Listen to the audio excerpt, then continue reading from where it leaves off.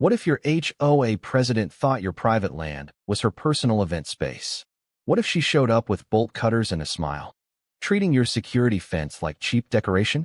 And how satisfying is it when her fancy gala collides with three highly trained bulls who don't do community mingling? Picture this quiet corner of suburban Texas where the lawns are manicured to HOA perfection and the mailboxes all match the approved shade of beige. On the surface, it looks like paradise, until you realize the real ruler isn't the mayor. It's Karen Whitaker, self-appointed queen of the Homeowners Association. She smiles like a church lady at every meeting, quotes community standards like scripture, and fines you $50 if your grass grows a quarter-inch too long. Me?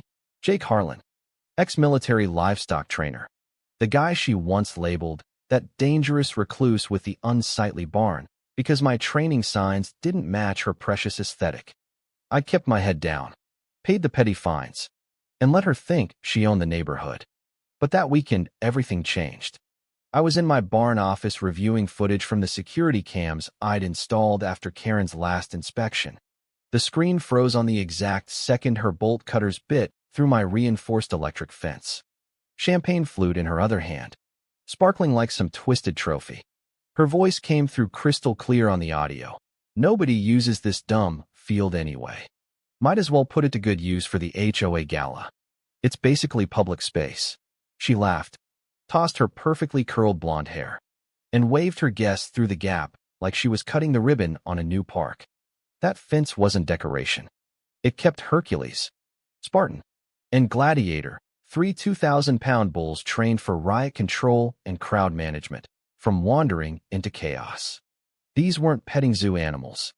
Hercules had done demos for law enforcement.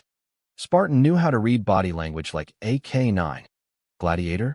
He earned the name. One wrong move, and Karen's little wine and cheese affair would become a real rodeo.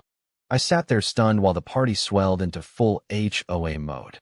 Live DJ lights plugged straight into my emergency generator. Kids darting between tables. Wine glasses clinking on folding chairs set up 50 yards from the inner gate. All of it happening right next to animals conditioned to respond to sudden movements, loud noises, and strangers. Karen stood center stage in her white designer dress, toasting with two realtors and the local councilman. This neglected land will make the perfect community gathering spot someday, she chirped. My land, my bulls, my emergency power, treated like her personal backyard. I almost laughed out loud at the absurdity. Karen, who once wrote me up for visual pollution because my barn door was the wrong shade of brown, was now literally cutting through security protocols for her ego boost. Then the screen showed a little boy chasing a balloon straight toward the inner gate. My stomach dropped. That gate wasn't meant for testing. If he rattled it, the bulls might think it was drill time. I bolted from the office, boots pounding the dirt path. No time for the sheriff. I had to check the animals first. As I neared the barn, I heard Spartan's low snort, already agitated. Gladiator shifted his massive hooves. Hercules stood at the gate, ears perked like a soldier awaiting orders. Bulls are smarter than people credit them.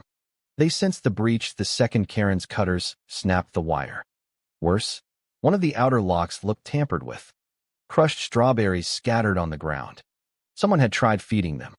Reckless didn't even cover it. I rushed to the control panel. Red alert flashing. Auxiliary generator engaged. Power rerouted. The DJ had overloaded my backup system. The electrified outer fence was dead. Now the only thing between the bulls and Karen's crowd was a single latch. I grabbed the remote whistle controller and a bag of training pellets. If I moved fast, I could call them back into the inner corral. But when I rounded the corner into the open field, Hercules had already nudged the gate open. He wasn't charging, just standing there sniffing the air, ears twitching to the thump of EDM remixed with country. The crowd didn't notice at first. They were too busy posing for selfies under the string lights Karen had taped between my trees. Karen was mid-toast when a few guests pointed and gasped. One little girl actually walked up trying to pet Hercules like he was a pony at a fair. Hercules snorted, shook his head, and stomped, ground-shaking warning. Screams erupted. Karen spun around, gasped, then grabbed the DJ mic with that fake calm, She always used at meetings.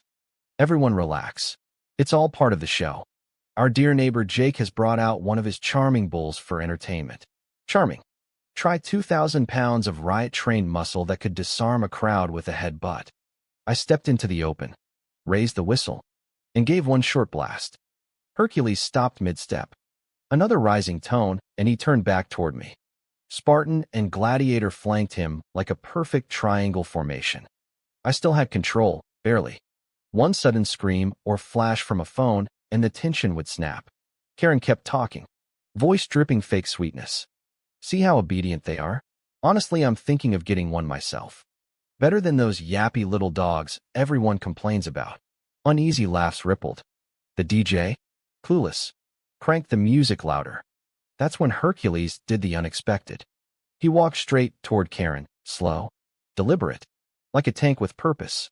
She froze. Okay. Funny joke, Jake. You can take him back now. But Hercules kept moving, stopping inches from her party table. He sniffed the stacked champagne flutes, then used that massive head to tip the whole tower. Glass exploded everywhere. Guests screamed. Karen jumped backward and landed straight in her own buffet. Barbecue sauce splattered across her pristine white dress like abstract art. I blew 3 quick whistle blasts. The bulls paused, formed up. I walked forward calmly, every step screaming this wasn't entertainment.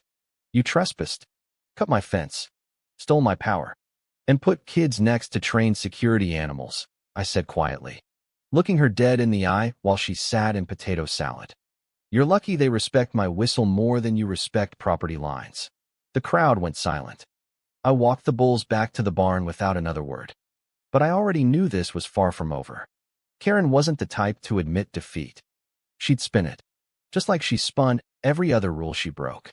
The heels came clattering down the gravel before I even finished relatching the gate. Karen stormed up, dress ruined, broken heel clutched like evidence, mascara running. You endangered my guests, she shrieked. I just stared. The nerve, barging onto private land, cutting an electric fence, hosting an illegal party, then blaming the owner. Behind her the party was collapsing, DJ packing up, guests muttering into phones. Karen raised her voice for the audience. I'll be filing a full complaint with the HOA about your outrageous behavior. I couldn't help the low laugh that escaped. You're filing a complaint? After you cut my fence, invited dozens onto my land, and nearly turned a kid's party into a stampede. Her eyes narrowed. They're just animals. Jake, you can't keep wild bulls next to a neighborhood. I pointed at the hole in the fence where her party streamers still fluttered. Those animals were secure until you created the breach. You're lucky they didn't react the way they're trained to. If Hercules had charged, you'd be sipping soup through a straw. She went pale, but doubled down. Then you should have warned the HOA. How were we supposed to know? That did it. I pulled out my phone and showed her the photo from the recent security expo. Me with Hercules and a Homeland Security official. These aren't wild bulls. They're federally certified for emergency drills. You just threw a wine party next to a Homeland asset. Guests started backing away. One guy muttered, "She told us you gave permission." Another admitted he'd paid her $500 thinking it was an official HOA fundraiser. Karen's face cracked. That night I copied every camera angle, time-stamped footage of her cutting the fence, plugging into my generator. Kids near the gate. I didn't know what she'd try next, but I'd be ready. The next morning my phone exploded. A video from the party had gone viral overnight. Hercules tipping the champagne tower in glorious slow motion. Karen face-planting into barbecue. 10,000 views and climbing. Comments roasted her as Champagne Karen and Fence Cutter Supreme. Someone called the bulls better HOA enforcers than Karen ever was. Exposure like that was pure gold. Karen had spent years bullying neighbors over lawn gnomes and flag sizes while ignoring real safety. Now the whole subdivision saw her true colors. By afternoon, Officer Gaines from the sheriff's department called, chuckling. Saw the footage. Those bulls deserve badges. You pressing charges? I told him not yet. I wanted to see how Karen would twist it, because I knew her pride wouldn't let her walk away quietly. And sure enough, 2 days later the formal HOA letter arrived, signed by Karen herself. She was accusing me of creating an unsafe environment with aggressive livestock and willfully instigating panic. She'd flipped the entire story, painting herself as the victim who suffered traumatic stress from my uncontrollable animals. I read it 3 times, then laughed so hard I nearly spilled my coffee. Diesel would be offended if he knew she called him a lawn ornament.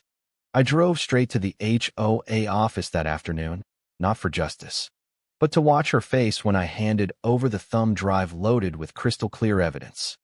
3 angles showed her bolt cutters, the DJ plugging into my grid, kids inches from the gate. The receptionist blinked at the stack of livestock certifications and state agricultural laws I added.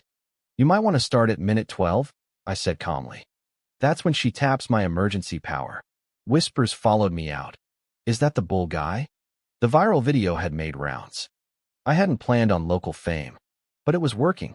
That evening, the neighborhood Facebook group blew up with the post, "HOA chair versus bull man, who's really to blame?" Comments poured in. Half the subdivision turned on Karen. My favorite: "Anyone who uses bolt cutters while holding a mimosa isn't stable enough to lead anything." Then the real blows landed.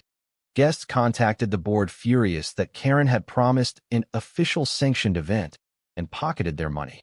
One leaked email showed her trying to expense the entire gala, tables, catering, even the power equipment, through HOA community funds. The board called an emergency meeting. Nearly every resident showed.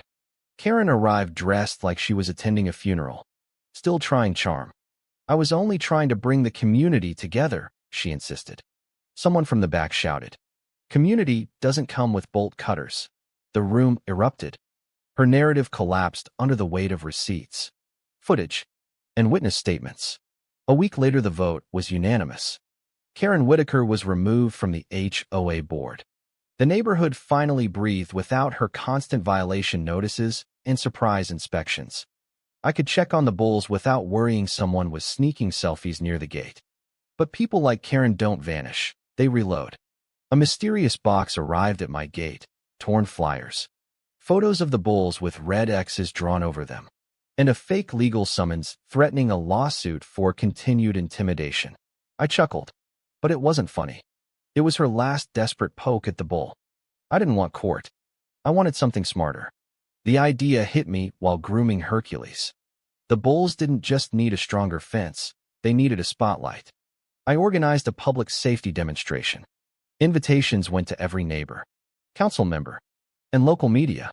I called it the Bull Protocol, live training, education, and a quiet reminder of what real boundaries look like. The morning of the event, the field filled with 80 people, families, press, even the new board president passing out lemonade. At noon, I stepped out. You've seen the viral video. Today, I'll show you what these animals actually do and why they're not the monsters Karen claimed. 1 whistle. Hercules walked forward and stopped at the line. 2nd, Spartan flanked right. 3rd, Gladiator completed the triangle. They moved in perfect sync, backing on command, forming wedge formations, responding to gestures. The crowd gasped. Then the highlight, a mannequin intruder in a hoodie. Hercules approached slow and deliberate, nudged it over with controlled power. No violence, just precision. Officer Gaines took the mic. "I've worked with these bulls. They're safer than most patrol dogs." Applause thundered. I saved the best for last. One final announcement. I want to thank the person who inspired all this. Without her creative boundary testing, I might never have realized how little our community knew about real safety. So this year, I'm donating 10% of training profits to livestock education and naming our new area the Karen Containment Zone. Laughter rippled, cathartic, not cruel. The name stuck. Someone painted it on a wooden sign by the field. The board officially adopted it for public awareness. Karen became a punchline she could never spin. A few days later, she showed up at my gate looking smaller, arms folded, trying for dignity. "I came to clear the air," she said. "I know things got out of hand. Maybe I wasn't transparent. I let the silence stretch." She fidgeted. "Fine. I was wrong about the party, the fence, everything. It cost me my position, my clients, my reputation. I can't walk anywhere without bull jokes." I met her eyes. This wasn't one mistake. Karen, this was years of entitlement. You endangered kids, stole power, then tried to blame me. You only came here because the consequences finally caught you. She had no comeback, just a heavy sigh. So what now? I shrugged. That's not up to me. You made yourself the story. Stop giving people new material. She walked away heavier than she arrived. Life settled into its quiet rhythm. The bulls resumed drills. I started bi-monthly training seminars, more calls than I could handle. At the next HOA meeting, the new president introduced me. Time we let someone with actual experience shape policy. I kept it humble, offered safety walkthroughs, and left with real peace. 2 weeks later, the mayor called. After reviewing everything, they decided on a community recognition award, not for drama, but for turning a feud into public service with restraint and dignity. At the ceremony, I stood beside Hercules wearing a comically large blue ribbon. The crowd cheered. Karen watched from the back, arms crossed, face finally showing something like real regret. She didn't approach. She just turned and disappeared into the crowd. As the sun set, I leaned against the fence, scratching Hercules behind the ear. Fences rebuilt. Community mended. Reputation earned. Karen had tried to destroy what I built out of pure control and ego. Instead, she gave me a platform and reminded everyone that respect isn't demanded, it's earned. The wooden sign glowed in the last light. Karen Containment Zone. Still funny. Still true. A monument to what happens when someone underestimates boundaries, literal and personal. That's how you shut down a party. With patience, with poise, and 3,000 pounds of poetic justice. Neighbors, here's the truth. HOA Karens thrive on control until someone quietly documents their chaos. Karen thought rules bent for her, but cameras and comm bulls proved otherwise. The takeaway? Entitlement has an expiration date, and poetic justice often comes with hooves and a whistle. Protect your boundaries, literally and figuratively. Your fence might be next.